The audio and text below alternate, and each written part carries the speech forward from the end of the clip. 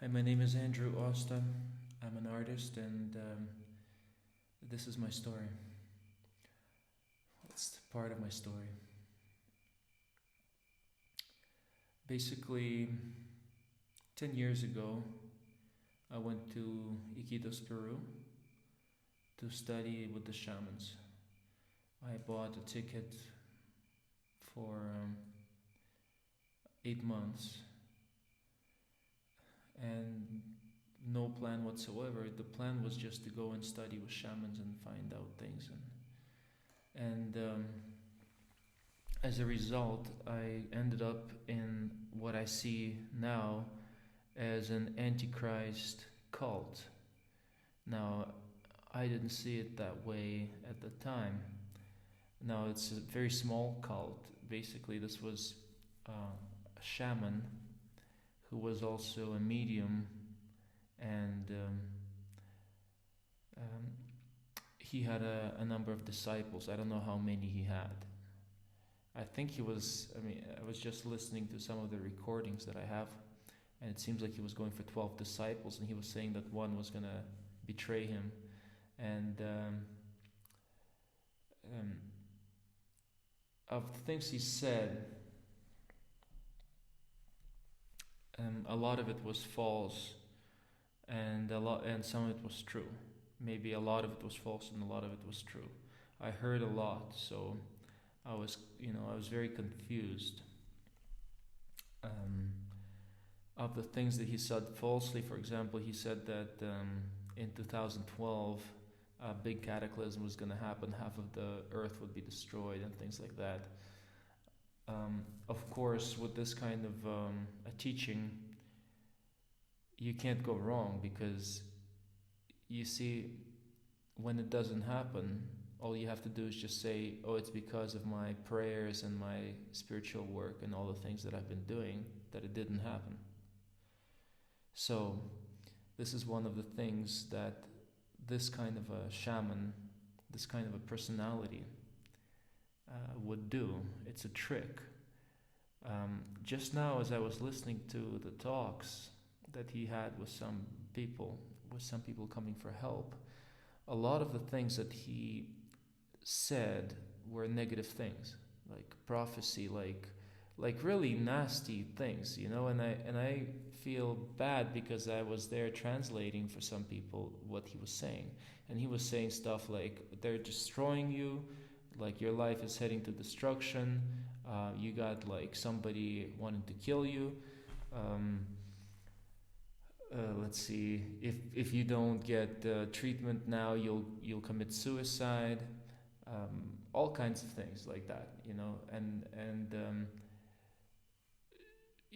at the I was translating that kind of stuff, and so it's kind of like a doomsday prophet type thing. And he told me also that that my friend is going to break his leg, and then my sister's going to break her leg, and then this is going to happen, that's going to happen, all kinds of stuff. So this is a kind of a technique, because it's fear, right? So you hear something, you get afraid, and then they ask you for a fee to get healed, to get cleaned up, or whatever it is, and you pay the fee basically. And if it doesn't, if you don't pay the fee, and or whatever, if it doesn't happen, then they say it's because they did something, and well, I guess what I'm saying, it's a negative thing, like it's not gonna happen, most likely it's not gonna happen, but you don't want to take the chance. And if it doesn't happen, they'll say, oh, I cleaned it anyway. Let's say you don't pay anything and nothing happens, and then you come back and you say, hey, nothing happened. They'll say, that's because I did something even though you didn't pay me. So basically, this kind of a person is like a very self-confident person, and they have some powers, and they have some pretty impressive things that they could tell you, but then at least 50% of everything they say is false. So I was in a situation in Peru where by that time, I was probably doing spiritual work in one way or another for about 15 years on my own, and with gurus and things like that, reading books, experiencing a lot of things. So my state of mind at the time was that if I go with the teacher, like, I have to obey that teacher completely. So whatever this this shaman would tell me, would ask me, I would always just do it, because I'd say, I'm never gonna know if it really works unless I do everything that he tells me, right? So I found myself in an environment where everything was like totally beyond my vision. Like, it's an invisible world. Let's say that people like the shaman and his student, his oldest student, they would see things in the spiritual, and they would talk to the demons and things like that came over there. They would be talking to these spirits. They would be talking to each other about the spirits. They would be in agreement as to what was happening. And once I got my spiritual eyes opened, and I saw one of these spirits there. But I think it was only once, or other times, it was just for moments. But these people basically can perceive things that we cannot. And at the same time, at least this teacher that I was staying with was like a pathological liar. So I was in a place where I didn't know anything. It was like a terrain or whatever, an environment, a city, a country that was totally foreign to me. I didn't know anything about it. And the only person who could tell me about it and help me to navigate was the shaman. But the shaman was a liar, a pathological liar. And but not a complete scam, because he had powers. So this is the situation I found myself in. My Spanish language abilities were not that great when I was there. I was just a beginner. I was trying to learn. So I didn't understand a fair part of what was being said. Later on, as I listened to some of the recordings that I made, and I made, I don't know, 50 gigabytes of MP3 files and WAV files. I've made a lot of recordings. Haven't had the chance to listen to everything, but my former teacher said things like, he basically was saying that he's half man, half God, and that he's like the God. He's got like, God made him Lord over the earth and things like that. Basically, he was blaspheming. He was saying things that would be correctly applied to Jesus, but he was attributing it to himself. Now, when I first got to Peru, I had like zero interest in Christianity as a religion, but I did have, I suppose, a respect for God, and I was looking for God in my own way, but I didn't believe in Christianity at all. Now, this shaman,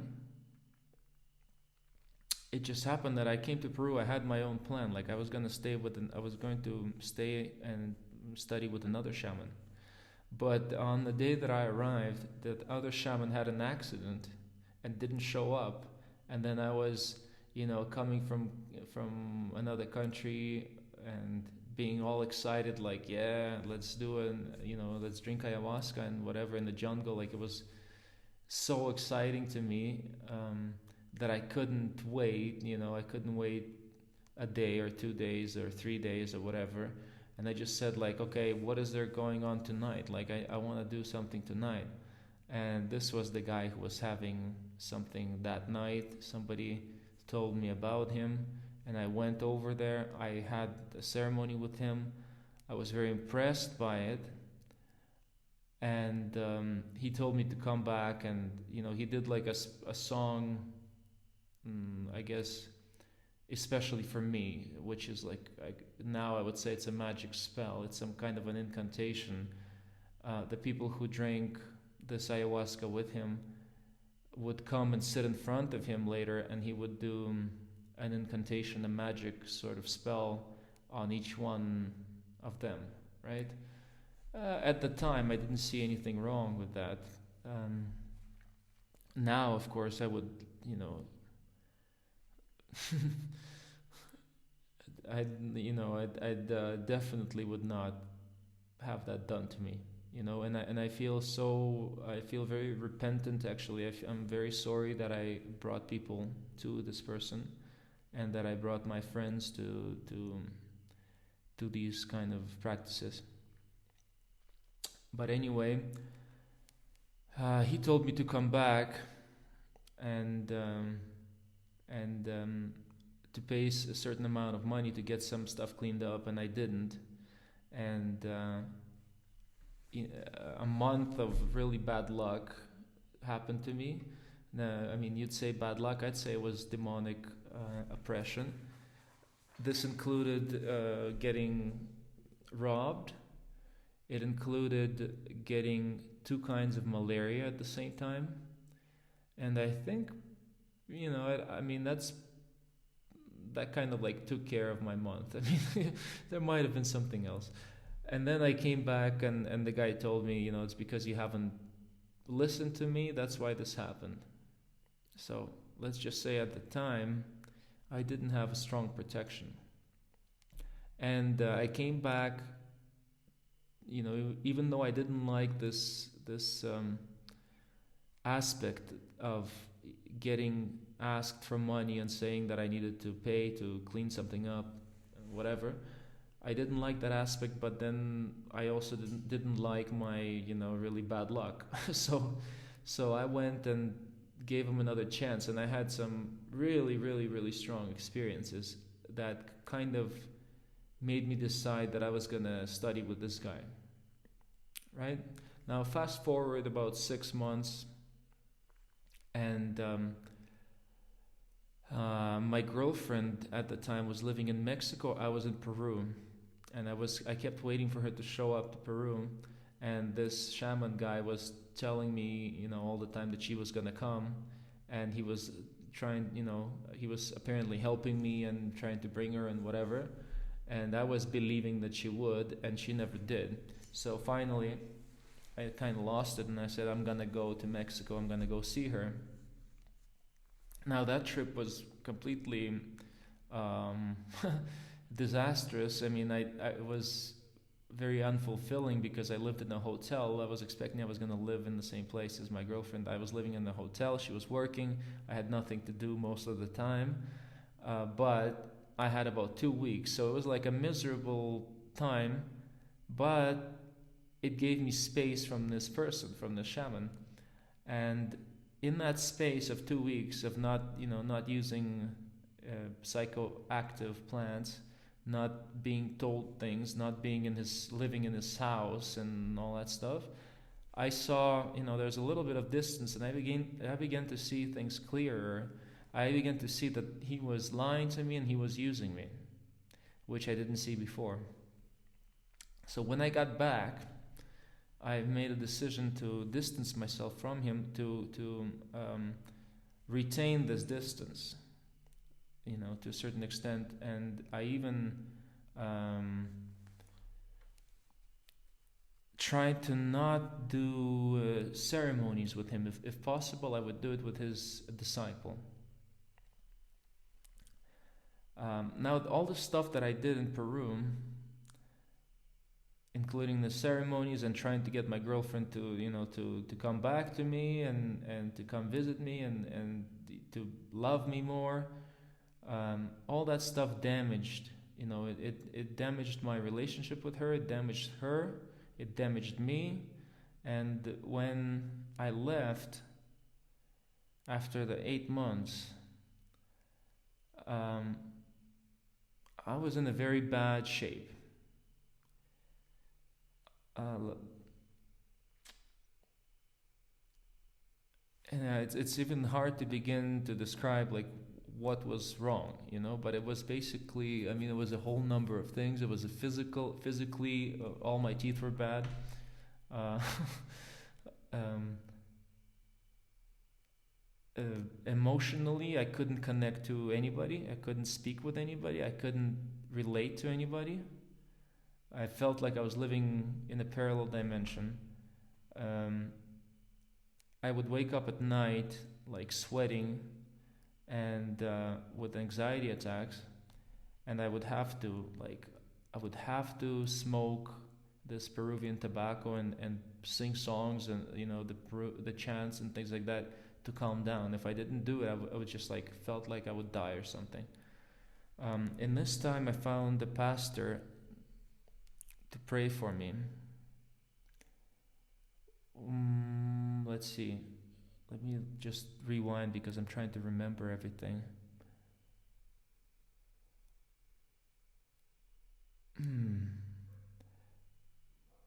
I don't know how I found this pastor. But I called him. I remember calling him, and he prayed for me, and the anxiety and all these attacks like went down.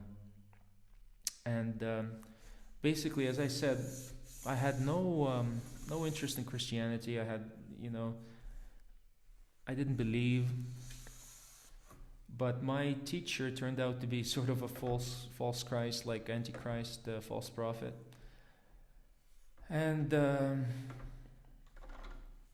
the same time, I was looking for God. And when I got to a point where I just couldn't take it anymore, like I said, I just can't take it. I need a fresh start.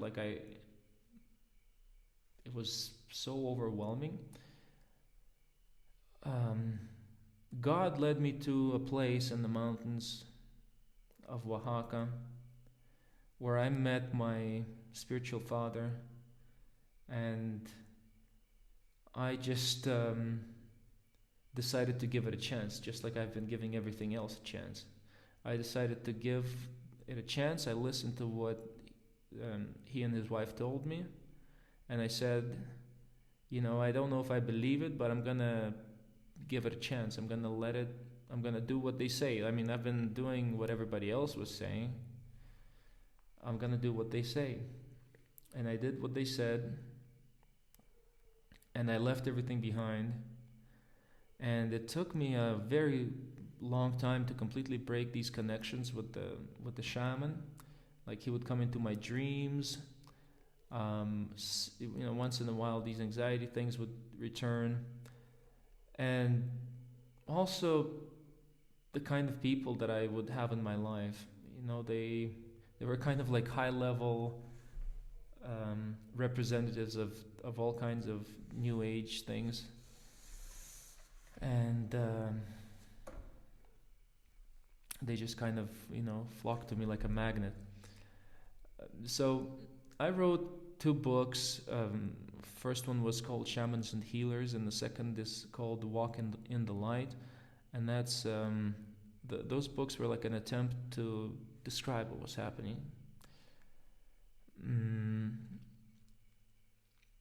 And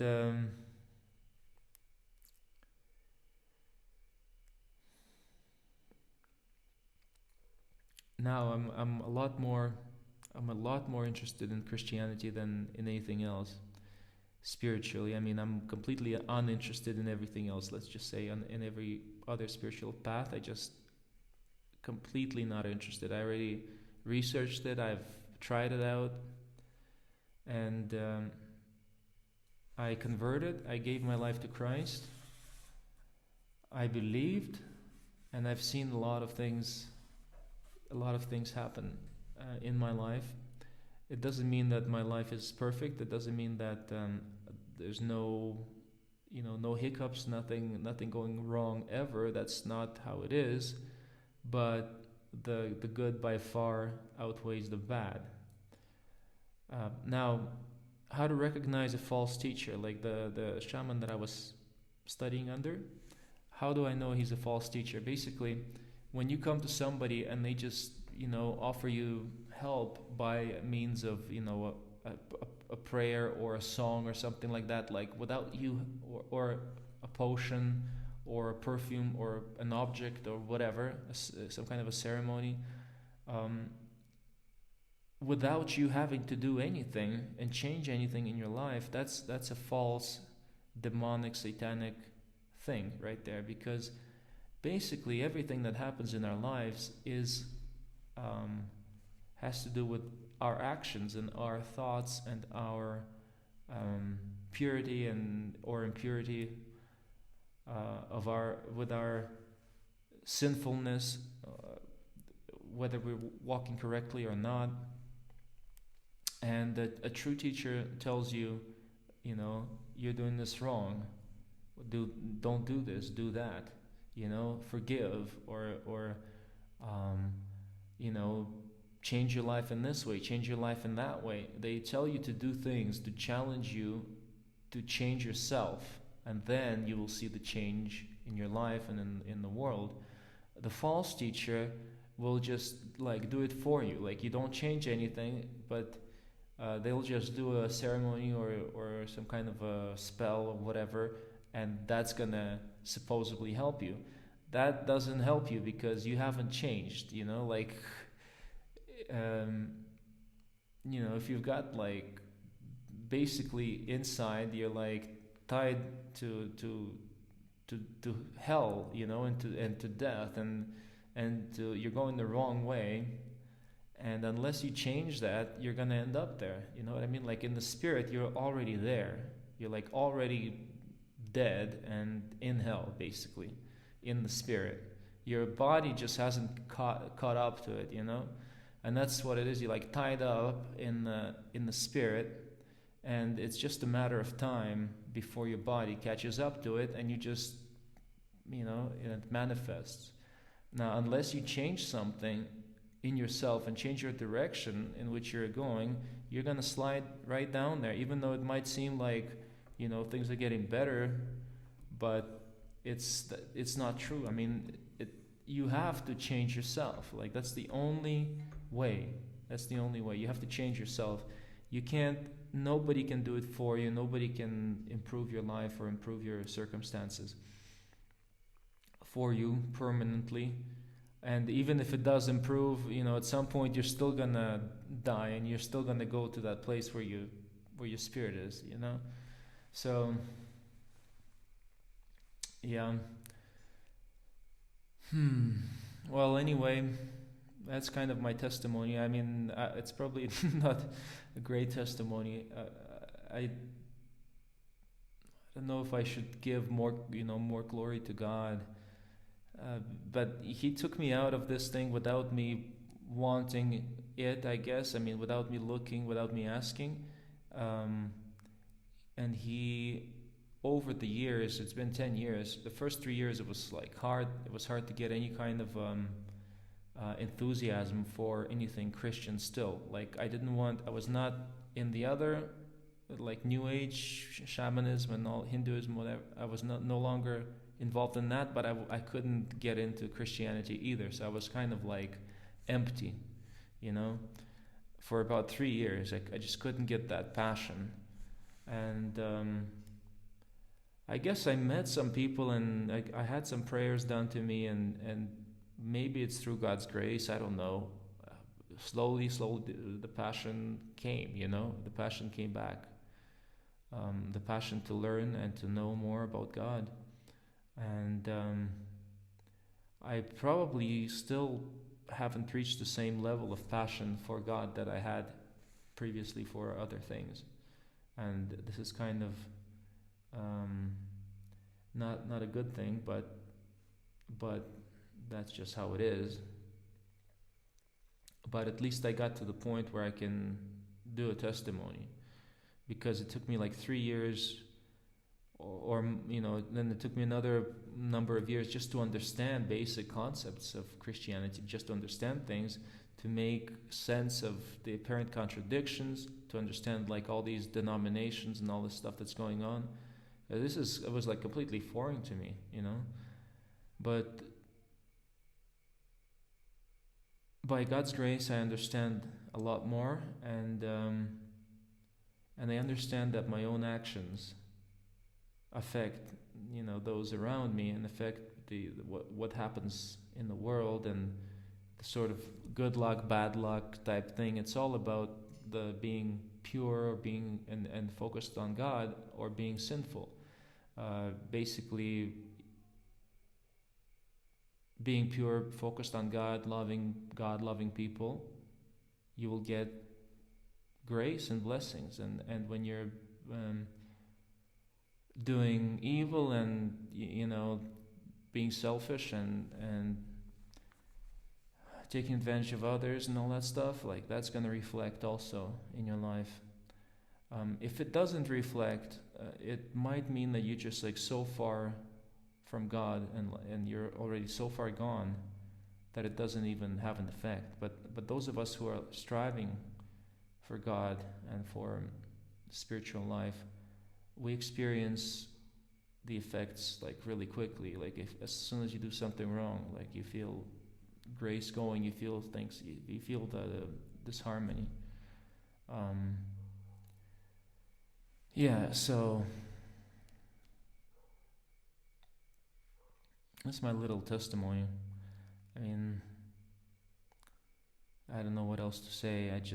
I'm very grateful for God. God gave me a lot of blessings, a lot of blessings that I don't even deserve. I could sit here and count them, but it's not really necessary.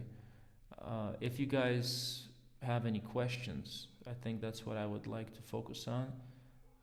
Feel free to leave a comment. Ask me any question you like, and I'll try to answer it. I'd like to know if anybody benefits from this. It took me a long time to make a video. I made several videos before this, but they didn't work, so hopefully this one's gonna work. And I want to say God bless you. And if you got any questions, feel free to ask me. And that's it. God bless.